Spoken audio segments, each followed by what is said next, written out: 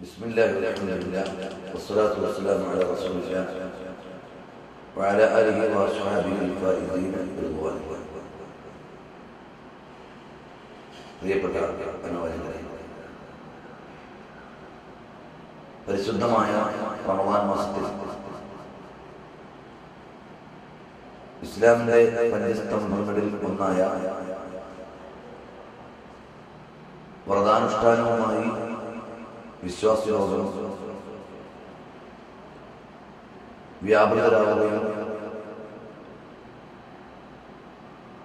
റമദാൻ വ്രതാനുഷ്ഠാനത്തിനൊപ്പം മറ്റേറെ സൽക്കർമ്മങ്ങളുമായി ശ്രദ്ധിച്ചു പോരുകയും ചെയ്യുകയാണ്.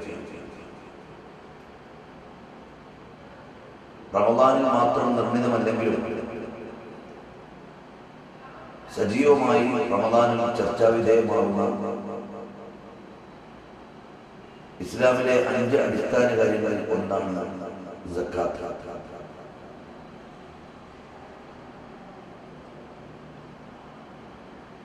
അല്ലാഹുവിന്റെ കൽപ്പനയും ഇസ്ലാമിക അടിസ്ഥാന കാര്യങ്ങളിൽ മർമ്മപ്രധാനമായ ഒന്നുമാണ് സക്കാത്ത് എന്നത്. വമാ ഉമറു ഇല്ലാ ലിയഅ്ബുദുല്ലാഹ മുഖ്ലിസീന ലഹുദ്ദീൻ ഹുനഫാഅ വയുഖീമുസ്സലാത്ത വയുത്തുസ്സക്കാത്ത വദാലിക ദീനുൽ ഖയ്യിം. നിസ്കാരം എന്ന ഇസ്ലാമിലെ മർമ്മപ്രധാനമായ കർമ്മത്തോട് ചേർത്തു തന്നെ ഖുർആനിൽ ഏറെ തവണ പരാമർശിച്ച ആരാധനയാണ് സക്കാത്ത്. സക്കാത്ത് എന്ന് പറഞ്ഞാൽ തനിക്ക് ലഭിച്ച സമ്പത്തിൽ നിന്ന് അല്പം ചിലത് പാവപ്പെട്ടവർക്ക് വേണ്ടി നൽകുക എന്നതല്ല, മറിച്ച് ഇസ്ലാം കൽപ്പിക്കപ്പെട്ട വിഭവങ്ങളിൽ നിന്ന്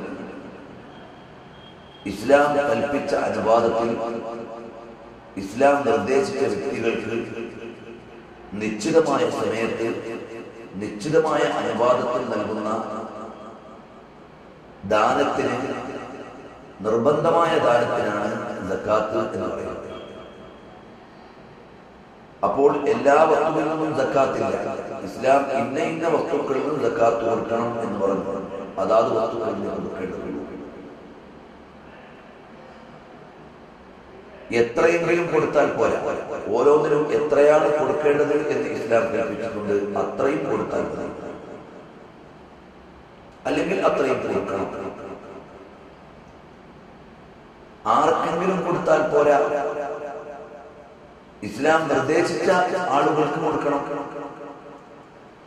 എപ്പോഴെങ്കിലും കൊടുത്താൽ പോരാ, ഇസ്ലാം നിർദ്ദേശിച്ച കാലയളവ് എത്തുമ്പോൾ കൊടുക്കണം. ഇങ്ങനെ നിയമങ്ങളോടെയും നിബന്ധനകളോടെയും അല്ലാഹു തആല കൽപ്പിച്ച പ്രത്യേകവും പുണ്യപരവുമായ ഒരു ആരാധനയാണ് സക്കാത്ത് എന്ന് പറയുന്നത്. അല്ലാതെ തനിക്ക് ലഭിച്ച സമ്പത്തിൽ നിന്നുള്ള അല്പം ചില ഭാഗങ്ങൾ ഏതോ ഒരു സീസണിൽ ആർക്കെങ്കിലും ഒക്കെ കുറച്ചു കൊടുക്കുക എന്നതല്ല സക്കാത്ത്. മേൽപ്പറയപ്പെട്ട നിബന്ധനകളും നിയമങ്ങളും ഒക്കെ ഉള്ളതിനാൽ തന്നെ സക്കാത്തിന് വ്യവസ്ഥാപിതമായ ഒരു രീതിയും വ്യവസ്ഥാപിതമായ ഒരു സംവിധാനവും ഇസ്ലാം പഠിപ്പിക്കുന്നുണ്ട്.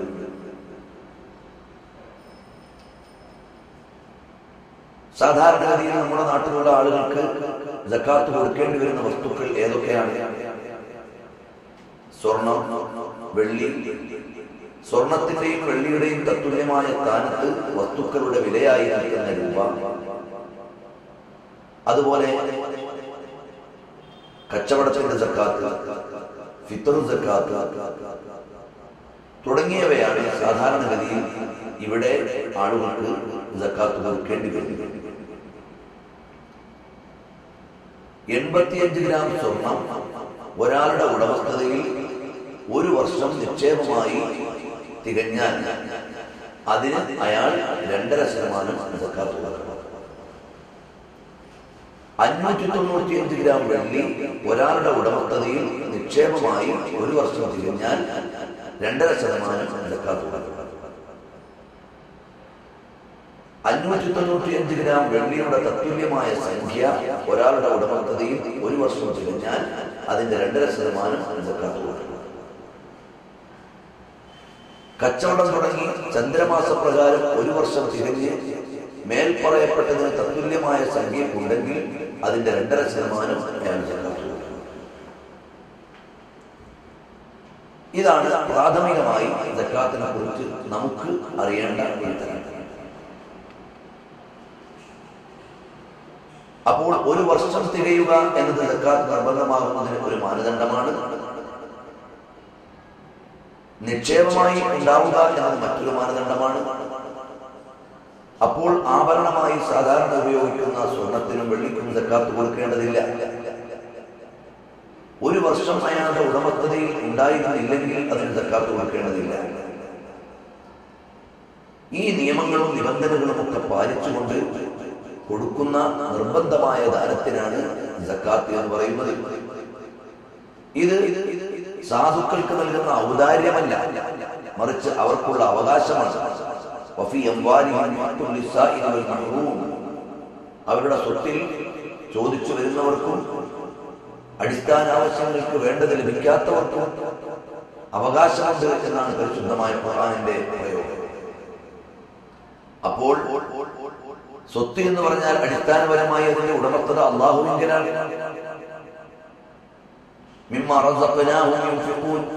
നാം അവർക്ക് നൽകിയതാണ്, അവരുടേത് എന്ന് പറയാനില്ല. നീങ്ങിക്കൊണ്ടിരിക്കുന്ന തണലാണ്. ഇന്ന് ഒരാളുടെ കയ്യിൽ, നാളെ മറ്റൊരാളുടെ കയ്യിൽ. ഈ രീതിയിൽ നീങ്ങിക്കൊണ്ടിരിക്കുന്നതാണ് സ്വത്ത് സമ്പാദ്യം. അപ്പോൾ മേൽപ്പറയപ്പെട്ട വസ്തുക്കൾക്ക് വർഷം തികയുമ്പോൾ ആനുപാതികമായി നൽകേണ്ട സക്കാത്തിന്റെ അളവ് ആർക്കാണ് നൽകേണ്ടത്? അവകാശികൾ ആരാണ്? പരിശുദ്ധമായ ഖുർആൻ തന്നെ നമ്മെ പഠിപ്പിക്കുകയാണ്. ഇന്നമസ്സദഖാതു ലിൽഫുഖറാഇ വൽമസാകീൻ വൽആമിലീന അലൈഹാ വൽമുഅല്ലഫത്തി ഖുലൂബുഹും വഫിർ റിഖാബി വൽഗാരിമീന വഫീ സബീലില്ലാഹി വബിൻ സബീൽ ഫരീളതൻ മിനല്ലാഹി വല്ലാഹു അലീമുൻ ഹകീം. ആരാണ് സക്കാത്തിന്റെ അവകാശികൾ? 8 വിഭാഗമാണ് സക്കാത്തിന്റെ അവകാശികളായുള്ളത്. ഒന്ന്, ഫുഖറാക്കൾ അഥവാ ദരിദ്രർ. മിസ്കീന്മാർ എന്ന് പറഞ്ഞാൽ പാവപ്പെട്ടവർ. വൽആമിലീന അലൈഹാ, ഇസ്ലാമിക് ഗവൺമെന്റ് നിലനിൽക്കുന്ന സ്ഥലങ്ങളിൽ സക്കാത്ത് സമാഹരണത്തിനും വിതരണത്തിനുമായി ആ ഗവൺമെന്റ് അല്ലെങ്കിൽ ഇമാം ഏർപ്പെടുത്തിയ സക്കാത്ത് ജോലി ചെയ്യുന്ന ആളുകൾ. വൽമുഅല്ലഫത്തി ഖുലൂബുഹും, അല്ലാഹുവിന്റെ വിശുദ്ധമായ മതത്തിലേക്ക് മനസ്സ് ചേർന്നു വന്ന അല്ലെങ്കിൽ മനസ്സിണക്കം വന്ന പൊതുവിശ്വാസികളായ ആളുകൾ. വഫിർ റിഖാബി, മോചനപത്രം എഴുതപ്പെട്ട അടിമകൾ. വൽഗാരിമീന, കടം കൊണ്ട് വലഞ്ഞവർ. വഫീ സബീലില്ലാഹി, അല്ലാഹുവിന്റെ മാർഗത്തിൽ നിലകൊള്ളുന്നവർ. അഥവാ ഒരു ഇസ്ലാമിക ഗവൺമെന്റ് ഇമാം ആ രാജ്യത്തിന്റെ രക്ഷയ്ക്ക് വേണ്ടി ഔദ്യോഗികമായി സജ്ജീകരിച്ച സൈന്യം. ഫീ സബീലില്ലാഹ്, അല്ലാഹുവിന്റെ മാർഗത്തിൽ നിലകൊള്ളുന്നവർ. വബിൻ സബീൽ, യാത്രക്കാരൻ. ഈ 8 വിഭാഗത്തിനാണ് നാം സക്കാത്ത് കൊടുക്കേണ്ടത്. അപ്പോൾ സക്കാത്തിന്റെ വിതരണ രീതി എങ്ങനെയാണ് വിതരണം ചെയ്യേണ്ടത്? ഇപ്പോൾ ഞാൻ എന്റെ സ്വത്തിന്റെ സക്കാത്ത് കൊടുക്കാൻ സമയമാകുന്നത് റമദാനിലല്ല. എന്റെ സ്വത്ത്, എന്റെ നിക്ഷേപത്തിൽ ഒരു വർഷം എപ്പോഴാണോ തിരിയുന്നത് അപ്പോഴാണ് എനിക്ക് നിർബന്ധമാകുന്നത്. മുഹറം മുതൽ മുഹറം വരെ, സഫർ മുതൽ സഫർ വരെ. അങ്ങനെ എപ്പോഴാണോ എന്റെ നിക്ഷേപത്തിന്റെ ഒരു വർഷം തികയുന്നത് അപ്പോഴാണ് ഞാൻ സക്കാത്ത് കൊടുക്കേണ്ടത്. സാധാരണഗതിയിൽ റമദാനിൽ മാത്രമുള്ള ചില ദാന ധർമ്മങ്ങളെ സക്കാത്തായി തെറ്റിദ്ധരിച്ചു പോയവരുണ്ട്. അങ്ങനെയല്ല. എന്റെ നിക്ഷേപത്തിന്റെ ഒരു വർഷം തികയുമ്പോൾ, എന്റെ കച്ചവടത്തിന്റെ ഒരു വർഷം തികയുമ്പോൾ, എന്റെ കയ്യിൽ ഉടമസ്ഥപ്പെടുത്തി എന്റെ ഉടമസ്ഥതയിലായി നിശ്ചിത ആസ്തി ഒരു വർഷം തികയുമ്പോൾ അപ്പോഴാണ് ഞാൻ സക്കാത്ത് കൊടുക്കേണ്ടത്. ഇങ്ങനെ വരുമ്പോൾ എന്നും സക്കാത്ത് കൊടുക്കേണ്ടവരെവിടെയുണ്ട്?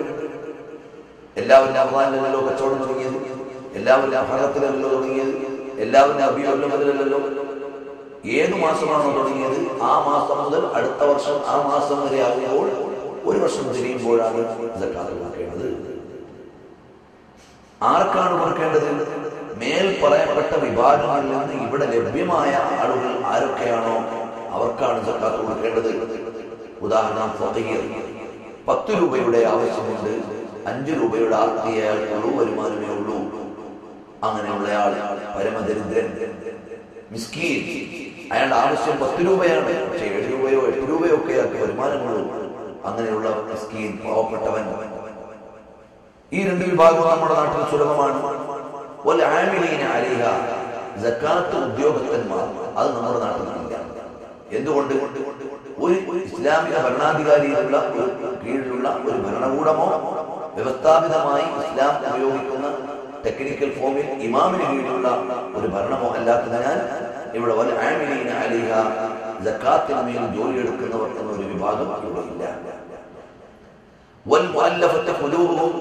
പൊതുവിശ്വാസികളായ ആളുകൾ നമ്മുടെ നാട്ടിൽ ലഭ്യമാണ്.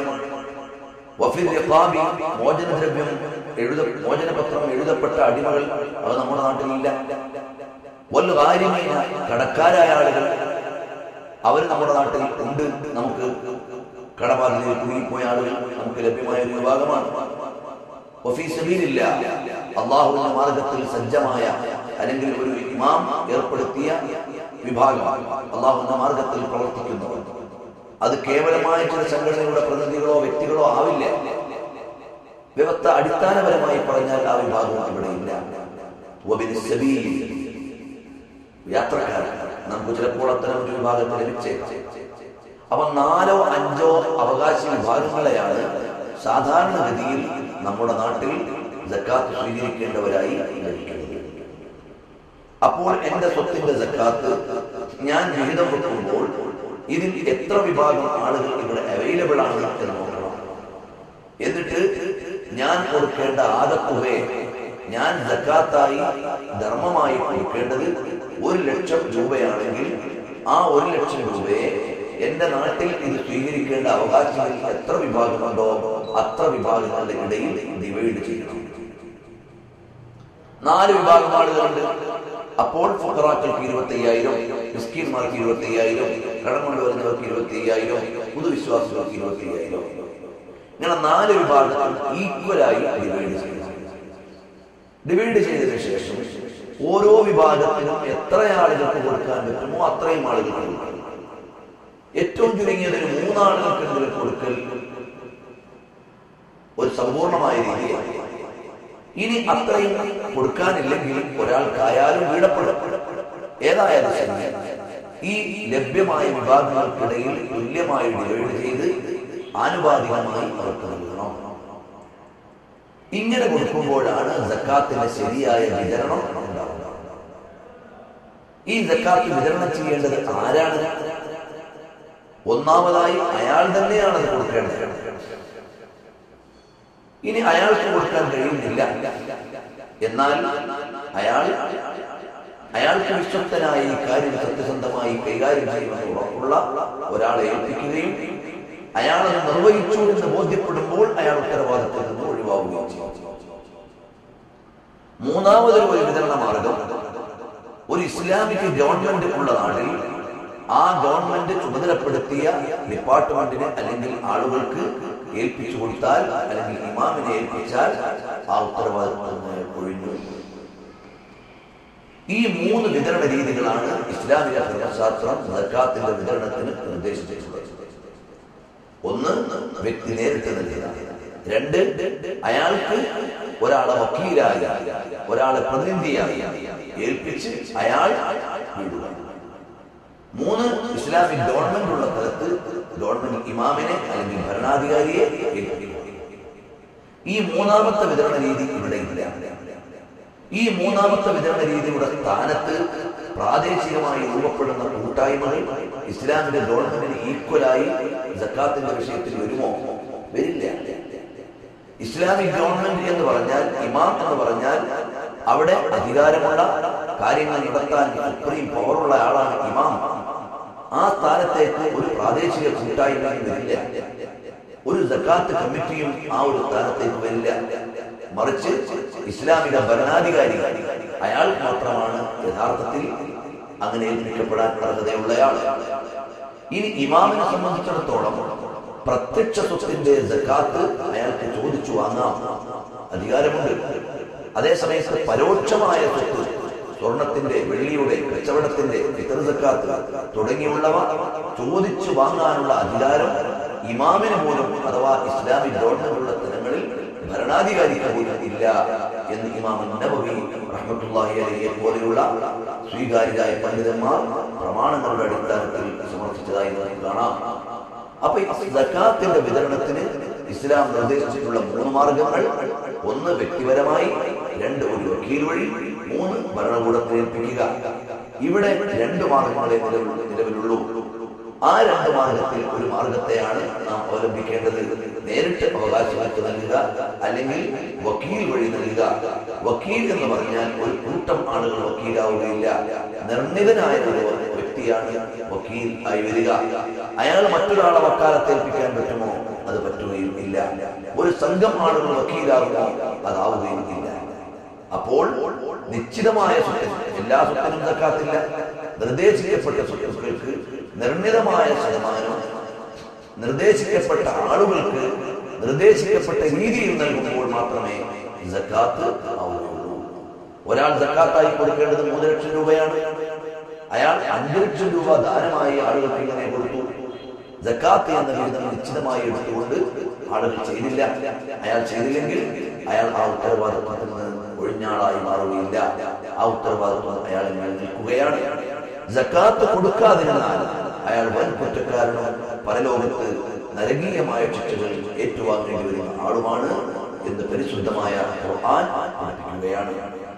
എന്നാൽ ഇവിടെ ചില പ്രാദേശികമായും അല്ലാതെയും ബൈത്തുൽ സക്കാത്ത് കേരള എന്ന പേരിൽ ഒരു വിഭാഗം ആളുകൾ ബൈത്തുൽ സക്കാത്ത്, യഥാർത്ഥത്തിൽ ബൈത്തുൽ സക്കാത്ത് എന്ന ജമാഅത്തെ ഇസ്ലാമിയുടെ ബൈത്തുൽ സക്കാത്ത് മുസ്ലിം സമുദായത്തിന്റെ ഇടയിലുള്ള സാമ്പത്തികമായ ചൂഷണമാണ്. കാരണം അവരുടെ പ്രസ്ഥാനത്തെ വളർത്താൻ ആളുകളുടെ സക്കാത്തിന്റെ വിഹിതം വാങ്ങി അല്ലറ ചില്ലറ ജീവകാരുണ്യ പ്രവർത്തനങ്ങൾ നടത്തി ബാക്കി അവരുടെ പത്രപ്രവർത്തനത്തിനും അവരുടെ മീഡിയ പ്രവർത്തനത്തിനും അവരുടെ സംഘടനാ സങ്കുചിതത്വങ്ങൾക്ക് വേണ്ടി വിനിയോഗിക്കുകയാണ്. യഥാർത്ഥത്തിൽ ഇത് സാമ്പത്തികമായ മുസ്ലിം സമുദായത്തിന്റെ ഇടയിലുള്ള സാമ്പത്തിക ചൂഷണമാണ് ബൈത്തുൽ സക്കാത്ത് ജമാഅത്തെ ഇസ്ലാമിയുടെ സാരഥ്യത്തിൽ നടക്കുന്നത്. ഇവിടെ ഒരുപാട് ഇസ്ലാമിക സംഘടനകൾ പ്രവർത്തിക്കുന്നുണ്ട്. അവരെല്ലാം അവരുടെ സംഘടനാ പ്രവർത്തനങ്ങൾക്ക് വേണ്ടി ജനങ്ങളിൽ നിന്ന് സംഭാവനകൾ സ്വീകരിച്ചു പൊതുജനങ്ങളുടെ പങ്കാളിത്തത്തോടുകൂടി ഒരുപാട് ക്ഷേമ പ്രവർത്തനങ്ങൾ നടത്തുന്നുണ്ട്. എന്നാൽ ജമാഅത്തെ ഇസ്ലാമി അത്തരം ഒരു പരിശ്രമത്തിന് ഇറങ്ങുന്നതിന് പകരം ജനങ്ങളുടെ ഇബാദത്താകുന്ന സക്കാത്തിന്റെ സ്വത്തിനെ അവിഹിതമായി അപഹരിച്ച് അവരുടെ സ്വകാര്യ താല്പര്യങ്ങൾക്ക് വേണ്ടി വിനിയോഗിക്കുകയാണ്. അതുകൊണ്ട് ഒരിക്കൽ കൂടി വ്യക്തമായി പറഞ്ഞാൽ ജമാഅത്തെ ഇസ്ലാമിയുടെ ബൈത്തുൽ സക്കാത്ത് മുസ്ലിം സമുദായത്തിന്റെ ഇടയിൽ നടക്കുന്ന 1-ാം നമ്പർ സാമ്പത്തിക ചൂഷണമാണ്. കാരണം ബൈത്തുൽ സക്കാത്തിലൂടെ അവർ ഒരുപാട് ക്ഷേമ പ്രവർത്തനങ്ങൾ ചെയ്യുന്നതിന്റെ തെളിവുകളും ബ്രോഷറുകളും ഒക്കെ പ്രദർശിപ്പിക്കുന്നുണ്ടാകാം. എന്നാൽ അതിനേക്കാൾ വലിയ ജീവകാരുണ്യ പ്രവർത്തനങ്ങളിലൂടെയുള്ള മറ്റു പല ഇസ്ലാമിക സംഘടനകളും സാന്ത്വനത്തിലൂടെ പ്രവർത്തനങ്ങളിലൂടെ കോടികളുടെ ജീവകാരുണ്യ പ്രവർത്തനങ്ങൾ ചെയ്യുന്നു. പക്ഷെ സക്കാത്തിന്റെ സ്വത്ത് അതിലേക്ക് അവർ വാങ്ങുന്നില്ല. കാരണം അള്ളാഹുവിന്റെ ദീൻ അത് അനുവദിക്കാത്തതുകൊണ്ടാണ്. അതേസമയത്ത് ജമാഅത്തെ ഇസ്ലാമി അള്ളാഹുവിന്റെ പരിശുദ്ധമായ ദീൻ കൽപ്പിച്ച നിർബന്ധമായ സക്കാത്തിനെ അതിന്റെ വിഹിതം ജനങ്ങളിൽ നിന്ന് പിരിച്ച് അത് അവരുടെ സ്വാർത്ഥ താല്പര്യങ്ങൾക്ക് വേണ്ടി വിനിയോഗിക്കുകയാണ് ചെയ്തുകൊണ്ടിരിക്കുന്നത്. അപ്പോൾ ബൈത്തുൽ സക്കാത്ത് കേരള എന്ന പേരിൽ നടക്കുന്നത് നമ്പർ 1 മുസ്ലിം സമുദായത്തിന്റെ ഉള്ളിലുള്ള സാമ്പത്തിക ചൂഷണമാണ്. അതിൽ ഇസ്ലാം നിർദ്ദേശിക്കപ്പെട്ട സക്കാത്തിന്റെ വിഹിതങ്ങളിൽ ഒരുപാട് നിയമവിധേയമല്ലാത്ത കാര്യങ്ങൾ ചെയ്യുന്നുണ്ട്. ഒന്ന്, സക്കാത്ത് ചോദിച്ചു വാങ്ങാനുള്ള അധികാരമില്ല, അതിവർ കൈയാളുകയാണ്. ഒരു ഇസ്ലാമിക ഭരണാധികാരിക്ക് പോലും ഇല്ലാത്ത അധികാരത്തെ സംഘടനയുടെ പേരിൽ ദുർവിനിയോഗിച്ചു. 2, സക്കാത്തിന്മേൽ ജോലിയെടുക്കുന്നവർക്കുള്ള വിഹിതം ഇവിടെ യഥാർത്ഥത്തിൽ സക്കാത്തിൽ നിന്ന് നഷ്ടപ്പെടേണ്ടതല്ല, അത് സംഘടനാ പ്രവർത്തകർക്ക് വേണ്ടി എടുത്തു മാറ്റി വഫീ സബീലില്ലാഹ്, അല്ലാഹുവിന്റെ മാർഗത്തിൽ എന്ന സാങ്കേതികമായ പ്രയോഗത്തിലുള്ളതിനെ സംഘടനാ പ്രവർത്തകന് അത് എടുക്കാം എന്ന പേരിൽ ആ വിഹിതത്തെ അവർ ദുരുപയോഗിച്ചു. 4, സക്കാത്തിന്റെ സ്വത്ത് അത് സ്വത്തായി അയാൾക്ക് കൊടുക്കണം. വകമാറ്റി കൊടുക്കാൻ ദാതാവിന് അധികാരമില്ല. ഇത് ഒരു പ്രദേശത്തെ സക്കാത്തിന്റെ സ്വത്തുകൾ സമാഹരിച്ച് അവരുടെ താല്പര്യങ്ങൾക്കനുസരിച്ച് വീട് വെച്ചു കൊടുക്കാനോ വയറിങ് ചെയ്തു കൊടുക്കാനോ ഭാഗികമായി വീട് നിർമ്മിക്കാനോ ജീവിതോപാധി കാണാനോ അവരുടെ താല്പര്യങ്ങൾക്കനുസരിച്ച് അതിന് ഡൈവേർട്ട് ചെയ്യുന്നു. 5, അവർ ഒരു നാട്ടിൽ സക്കാത്ത് സ്വീകരിക്കാൻ അവകാശികൾ ഉണ്ടായിരിക്കെ മറുനാടുകളിലേക്ക് കൂടി അതിന് വിനിയോഗിച്ചു. ഇങ്ങനെ ഇസ്ലാം നിർദ്ദേശിച്ച സക്കാത്തിന്റെ സമാഹരണ വിതരണങ്ങളിൽ പാലിക്കേണ്ട ഒരുപാട് നിയമങ്ങളെ കാറ്റിൽ പറത്തി സ്വാർത്ഥ സംഘടനാ താല്പര്യങ്ങൾക്ക് വേണ്ടി അള്ളാഹുവിന്റെ മാർഗത്തിൽ ചെലവഴിക്കുന്ന സക്കാത്തിന്റെ സ്വത്തിനെ ദുർവിനിയോഗം ചെയ്യുകയാണ്. അതുകൊണ്ട് തന്നെ ആ ബൈത്തുൽ സക്കാത്ത് കേരള എന്ന പ്രവർത്തനവുമായി ബന്ധപ്പെട്ട് വിശ്വാസികളായ ആളുകൾ അവരുടെ സക്കാത്ത് എന്ന അമലിനെ നഷ്ടപ്പെടുത്താതെ അള്ളാഹുവിന്റെ ദീൻ കൽപ്പിച്ച മാർഗങ്ങളിലേക്ക് വരണം. അപ്പോൾ ഇസ്ലാം നിർദ്ദേശിച്ച സ്വത്തുക്കൾക്ക് നിശ്ചിത അനുപാതത്തിൽ അവകാശികൾക്ക് നിർണിതമായ രീതിയിൽ വിതരണം ചെയ്യുന്നതിനാണ് ഇസ്ലാമിന്റെ ഭാഷയിൽ സക്കാത്ത് എന്ന് പറയുന്നത്. അത് കൃത്യമായി കൊടുത്തു വീടിയെങ്കിൽ മാത്രമേ അയാൾ സാമ്പത്തികമായി ശുദ്ധിയുള്ള ആൾ ആവുകയുള്ളൂ. ഈ വർഷം സക്കാത്ത് കൊടുക്കേണ്ട വിഹിതം കൊടുക്കാതെ അത് അയാളുടെ സ്വത്തിൽ കിടക്കുകയും അതുകൂടി വിനിയോഗിച്ചുകൊണ്ട് അയാളുടെ കച്ചവടം പുരോഗമിപ്പിക്കുകയും ചെയ്താൽ, സ്വത്ത് വിനിയോഗം ചെയ്യുകയും ചെയ്താൽ അയാൾ ഹറാമായ സ്വത്ത് ക്രയവിക്രയം ചെയ്യുകയും കച്ചവടം ചെയ്യുകയും ചെയ്യുന്ന ആളാണ്. അയാളെ കുറിച്ച് അല്ലെങ്കിൽ കൊടുക്കേണ്ട സക്കാത്ത് കൊടുത്തു വിടാത്ത ആളുകളെ കുറിച്ച് അല്ലാഹു തആല ഖുർആനിലൂടെ പറയുന്നു, വല്ലദീന യക്നിസൂന അൽ-ദഹബ വൽ-ഫിദ്ദത വലാ യുൻഫിഖൂനഹാ ഫീ സബീലില്ലാഹ് ഫബശ്ശിർഹും ബിഅദാബിൻ അലീം. അങ്ങനെ സ്വർണവും വെള്ളിയും ഒക്കെ നിക്ഷേപമാക്കി വെച്ച് അള്ളാഹുവിന്റെ മാർഗത്തിൽ ചെലവഴിക്കാത്ത ആളുകൾ ഫബശ്ശിർഹും ബിഅദാബിൻ അലീം, അവർക്ക് വേദനാജനകമായ ശിക്ഷ കൊണ്ട് സുവിശേഷം അറിയിക്കുക. യൗമ യുഹ്മാ അലൈഹാ ഫീ നാരി ജഹന്നമ ഫതുഖ്വാ ബിഹാ ജിബാഹുഹും വജുനൂബുഹും വദുഹൂറുഹും ഹാദാ മാ കനതും ലിഅൻഫുസികും ഫദൂഖൂ മാ കുൻതും തകനസൂൻ. പരിശുദ്ധമായ ഖുർആൻ പറയുകയാണ്, അത് ചൂടാക്കി അത് പഴുപ്പിച്ച് അവരുടെ മുഖത്തിലും അവരുടെ നെറ്റിയിലും അവരുടെ ശരീരഭാഗങ്ങളിലും പാർശ്വഭാഗങ്ങളിലുമെല്ലാം ചൂടുവെക്കപ്പെടുന്നതാണ്.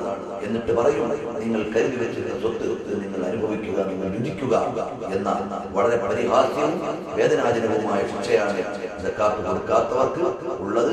ഫിത്ർ സക്കാത്തിന്റെ വിതരണത്തിനും മേൽപ്പറയപ്പെട്ട മാനദണ്ഡങ്ങൾ നിശ്ചിത വസ്തുവിൽ നിന്ന് നിശ്ചിത അനുപാതത്തിൽ നിർദ്ദേശിക്കപ്പെട്ട വിഭാഗങ്ങൾക്ക് നിർദ്ദേശിക്കപ്പെട്ട സമയത്ത് നൽകുന്നതിനാണ് ഫിത്ർ സക്കാത്ത് എന്ന് പറയുന്നത്.